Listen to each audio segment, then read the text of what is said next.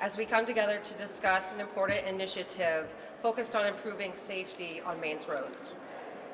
Maine Turnpike Authority is supporting a bill to launch a 3-year pilot program using automated work zone speed enforcement in active work zones on the Maine Turnpike. The pilot is designed to protect both workers and drivers by reducing speeds and improving safety in these high-risk areas. After today's press conference, we invite you to join us in the Hall of Flags to learn more about this legislation, to review our Maine-specific study data, and provide us the opportunity to answer any questions that you may have. Before we begin, I'd like to ask everyone to join me in a moment of silence to honor James Brown and Dwayne Campbell, 2 Maine DOT workers who were tragically killed in a work zone just earlier this month.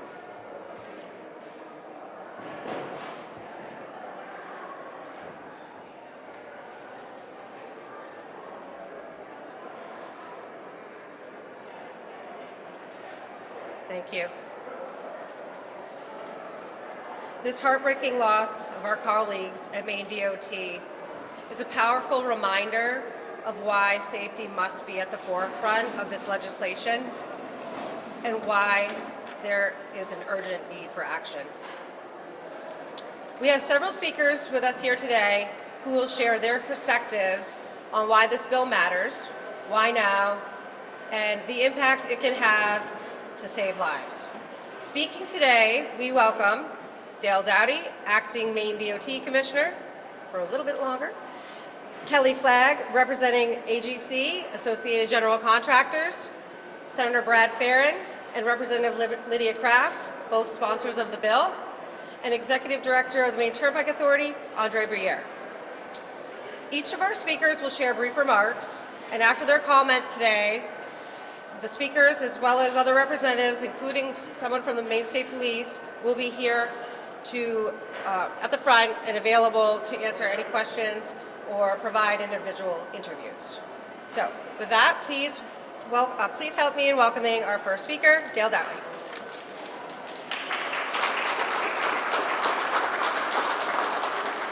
Good morning, everyone. First, I'd like to thank Senator Farron, Representative Crafts, Senator Pierce, Representative Albert, Mason, and Ray for the forethought to sponsor this bill. I got my guy falling here. There we go. I'd also like to thank our transportation partners statewide, some of which you'll hear from today, next actually, and some that are standing behind me. Special acknowledgement to the Maine Turnpike Authority, Andre and Aaron, for taking leadership position and forwarding this bill and carrying out the pilot if it's successful. Thank everyone for their support in the wake of our loss of 2 of our family members and 2 more that were injured. The outpouring across the state has been somewhat overwhelming and continues. It just doesn't seem to stop, which is a wonderful thing. They were out on the street, out on the interstate, making repairs to a bridge joint. Bridge joints are the place between a bridge and the land where they join. They just take a lot of pounding. They were out there for you and me to keep us safe. Most of the people that are out there to keep us safe. Let's all keep that in mind. Our Maine DOT family feels this deeply. We're a big family. Today I was going to cite a bunch of statistics. I'll leave that to those that speak after me, and hopefully at the work session when we speak. But the loss of our colleagues is personal and not abstract. They were not numbers. They were family men, friends, co-workers, and teammates. All of those things, and they did not go home that night. They are the starkest reminder of why work zone safety matters to both workers and the travelers, both. If you've never stood on the side of a highway or a bridge, much less the interstate, with traffic zooming only feet beside you, you cannot imagine the feeling. The thin concrete barriers, cones, and even an attenuated truck seem inadequate at times. but contractors, Maine DOT, municipalities, utilities, and more. Thousands of men and women are out there every day on the roadside doing the people's business all year round. Many of these people are out there much more than I am, but I can tell you, for me, I've been hit by cones with a speeding truck of whom I knew the driver, and someone who should know better because they're on the interstate. So we all are susceptible to this. Safety means workers going home at night. It means you going home at night. It's a shared responsibility between workers, policymakers, but the weight of the responsibility is with you and I every time we get behind the wheel. I want to facilitate over the next year a broader discussion about speed and inattention in work zones, but today is about one critical element. It's about LD 1457, a key step in protecting workers. It strengthens both Maine's ability to raise awareness, as the key part, and also manage speed in work zones. Yes, it improves enforcement and compliance, but it will quickly bring attention to the issue of work zone safety and driver behavior. It makes clear that work zone speed limits are not optional. It treats work zones as public safety, not simply a transportation issue. LD 1457 is an essential tool to bring a higher level of attention to speed and inattention, helping prevent future tragedies. Our workers, the public, deserve every safeguard we can afford them. Together we can make work zones safer. Together we can save lives. And remember, they're out there for you. Thank you very much.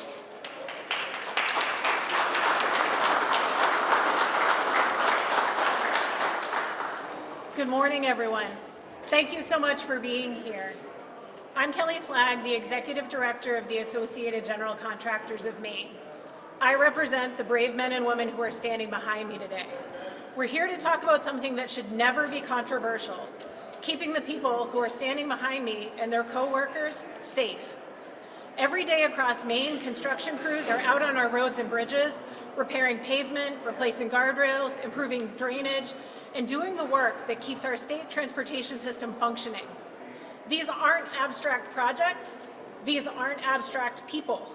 These are real people, parents, neighbors, veterans, young workers just starting their careers, standing only a few feet away from traffic moving at highway speeds. And the reality is this: speeding in work zones puts their lives at risk. National data confirms what our members experience firsthand. According to the 2025 Work Zone Safety Survey conducted by the Associated General Contractors of America, 6 out of 10 highway contractors report at least one crash into their work zone in the past year. Nearly 1/3 report 5 or more crashes. These are not all fender benders. Some are high-speed crashes that injure workers, drivers, and passengers, and in some cases are fatal. What's driving this trend? Speeding and distracted driving remain among the leading contributors to work zone crashes. Too often, drivers fail to slow down when the lanes narrow and when conditions change, and when workers are clearly present. For the people on the ground, that danger is constant and takes a real toll. Our annual survey shows that safety concerns are contributing to stress, burnout, and workforce shortages in an industry already struggling to attract workers. When someone heads to work not knowing whether the next speeding vehicle could change their life, that's not just unsafe, but completely unacceptable. This isn't just a worker safety issue. It's a public safety issue. When a crash happens in a work zone, it affects everyone. Traffic backs up for miles, emergency responders are put at risk, and families on both sides of that windshield suffer those consequences. That's why this bill matters. At its core, it's about changing behavior. It's about sending a clear message that work zones are not optional and safety is not negotiable. This isn't about punishment, it's about prevention. It's about accountability and about recognizing the rules of the road need to reflect today's traffic speeds and volumes. I will just note there are some great signs behind you all that indicate some of those work zone speeds. You should take a look after this press conference. Work zone safety has been and will continue to be a topic our industry works to improve, discusses with our policymakers and agency leads. and is core to our belief that we can and should always strive to make improvements. These workers deserve to go home to their families at the end of the day. Drivers deserve to arrive safely at their destinations. Emergency responders deserve to return home from every call, and communities deserve roads that are both functional and safe. You'll also notice, spread around the room, there are silhouettes. Those represent the 16 workers that have been killed in work zone crashes, and unfortunately the addition of 2 more represented in front of me on this table. AGC Maine urges lawmakers and the public to support this effort, not because it helps our contractors, but because it protects Maine people. Slowing down in work zones saves lives, stronger safety policy saves lives, and if we can prevent even one family from receiving a phone call that should never happen, then this work is worth it. Thank you for your time.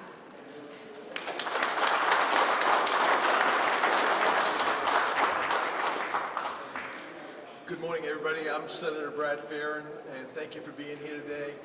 Thank you for all being here. I'm sure many of you have been out for the last 48 hours keeping our road safe thing, so thanks for being here today. I'm proud to sponsor LD 1457, and I look at Representative Crafts and thank her for being the lead co-sponsor as well. This is a resolve that will allow the Maine Turnpike Authority to conduct a pilot program using automated speed control systems in highway work zones. The proposal did not come casually. It is a result of thoughtful discussion, careful listening, and meaningful refinement. We've heard concerns about privacy, scope, and implementation, and those concerns are valid. That's exactly why this bill is structured to be a limited, targeted pilot focused only on active work zones with clear boundaries, transparency, and accountability built in from the start. You've heard the statistics today, but numbers only tell part of the story. Imagine standing beside a barrier while vehicles fly by you at 80, 90, 100 miles an hour. That's the daily reality that Maine road workers, these are skilled men and women doing their jobs, repairing our roads, improving our infrastructure, and keeping our transportation system running.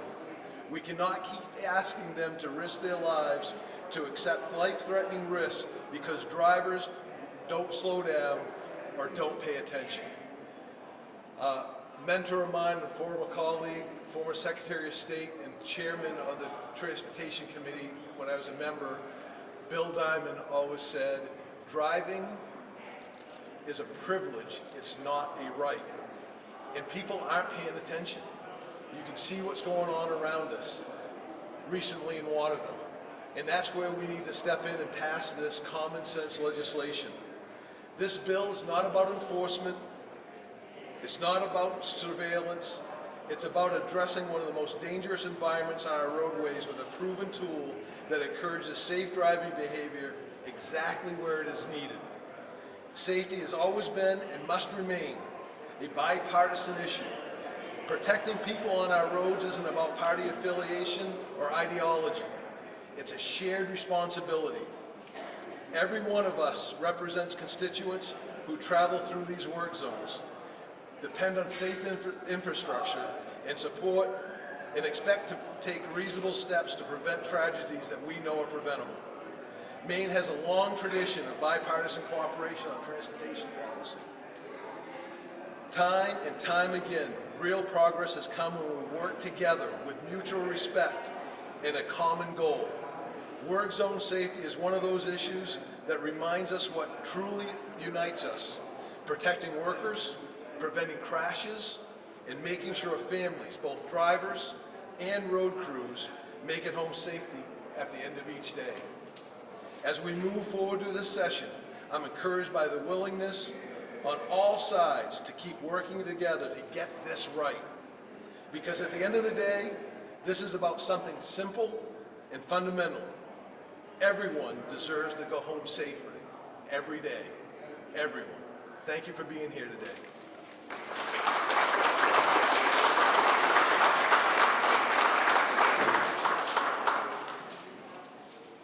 Good morning. I'm Representative Lydia Crafts, the House Chair of the Joint Standing Committee on Transportation.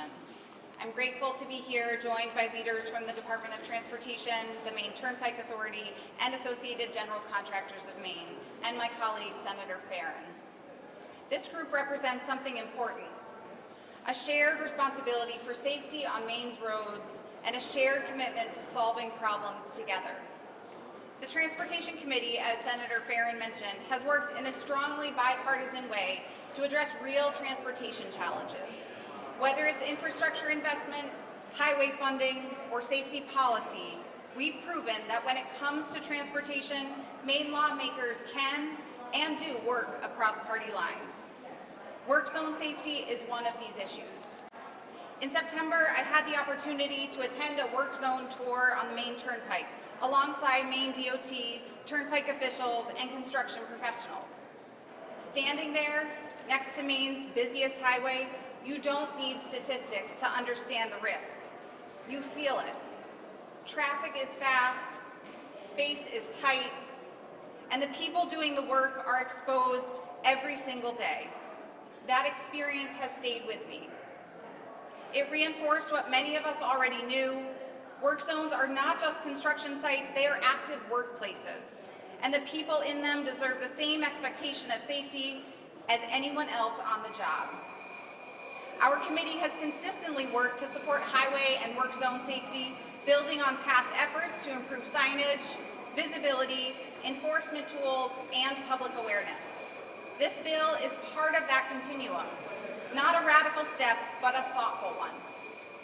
Throughout this process, the committee has taken seriously the concerns raised about privacy, scope, and implementation. Those concerns have shaped the proposal into a limited, carefully structured pilot, focused only on work zones with clear guardrails and transparency. This is not about surveillance. It's about safety in the most dangerous environments on our roadways. We have also looked beyond Maine. Other states have implemented similar, narrowly tailored approaches that have seen reduced speeds and safer driver behavior in work zones. That experience matters, and it informs us on how to move forward responsibly here. As the work session continues just later today, I want to emphasize this. The door remains open for continued conversation. This committee is committed to working with our partners, state agencies, industry, law enforcement, and the public to get this right. Our goal is simple. Try to pass something this session that saves lives, that protects workers, that reduces injuries, personal loss, and the real costs associated with preventable crashes. At the end of the day, this isn't about politics, it's about people.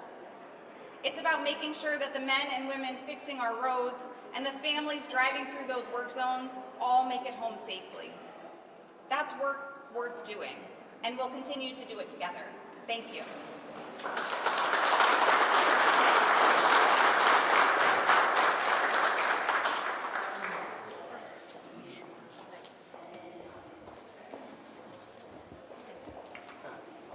Well, good morning. I'm Andre Briere, Executive Director of Maine's Turnpike. And as you heard from the previous speakers, who said it more eloquently than I could, this is a program, LD 1457, that is tried and tested. We'll be the 25th state to pass such legislation. It's a pilot, which means it runs for 3 years, and if the legislature doesn't feel that it works properly, it will die at that point. What we're confident in is that this program will work to save lives. In the last 5 years, we've lost over 18 lives in our state work zones. Over 944 injuries, serious injuries, 3,000 crashes. This is an epidemic of speed in our state's work zones that the men and women behind me urge you to do something about. I want to thank those members who vote yes on 1457. With their yes vote, they say our highway workers, our contractors, our state troopers deserve to go home to their families each night, that their families matter. By their yes vote, they support legislation that will slow traffic, that reduces crashes. The United States Department of Transportation says states that implement this program can expect at least a 43% reduction in work zone crashes. Those are lives saved. This legislation will save those lives. As Representative Kraft said, this legislation protects privacy. This is truly model legislation for privacy nationwide of this type. We've worked extremely closely with ACLU over the last 5 months, as well as other privacy groups, to ensure that data is not retained, to ensure that the privacy of Mainers and all drivers are protected, that this data is not discoverable by any outside group. Because we don't have it, it's destroyed after 30 days. I want to thank all of the members who will vote yes on 1457. And for those on the fence, I can't wait to address your concerns during the work session this afternoon. On behalf of these men and women, thank you for your yes vote. And for all the Mainers out there, I urge you to contact your members of the state legislature and urge them to protect the lives of our state's transportation workers. Thank you.